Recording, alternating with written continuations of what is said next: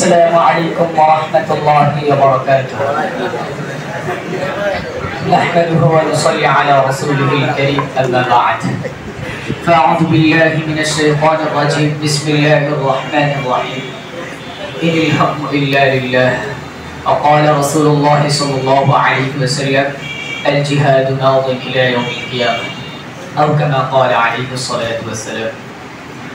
উম্মুল কোরা মাদ্রাসা কর্তৃক আয়োজিত আজকের এই অনুষ্ঠানের সম্মানিত সভাপতি, সুদক্ষ পরিচালক, বিজ্ঞ বিচারক মণ্ডলী ও আমার সামনে উপবিষ্ট বাংলার দূর দূরান্ত থেকে আগত এচ্ছা গেলে পাশে বাতিলের আতঙ্ক ছাত্র ভাইয়েরা, সবাইকে জানাই আন্তরিক শুভেচ্ছা ও অভিনন্দন।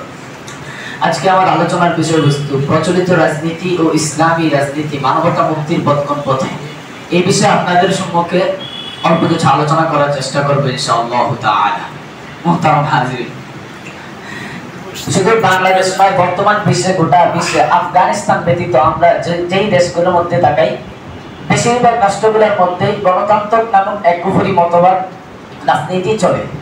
যে রাজনীতি পরিপূর্ণ কোরআন বিরোধী কিংবা কোরআনের বিপরীত। এটার মধ্যে রয়েছে পরিপূর্ণ কুফরি মতবাদ। কিন্তু যারা আবিষ্কার করেছে তাদেরকে যদি জিজ্ঞাসা করা হয় তোমরা কেন এটা আবিষ্কার করেছো বা কি প্রতিষ্ঠাতা কারণ কি, তাদের উত্তর থাকে যে আমরা ইনসাফ কায়েম করব। তাদের এটাই হলো মূল উদ্দেশ্য।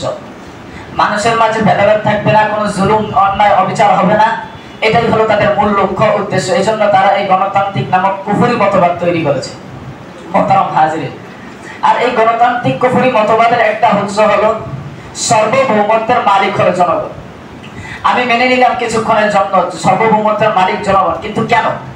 তাদের যুক্তি হয় যে দুনিয়াতে থাকে জনগণ, দুনিয়াতে মানুষ থাকে, কোনো মানুষ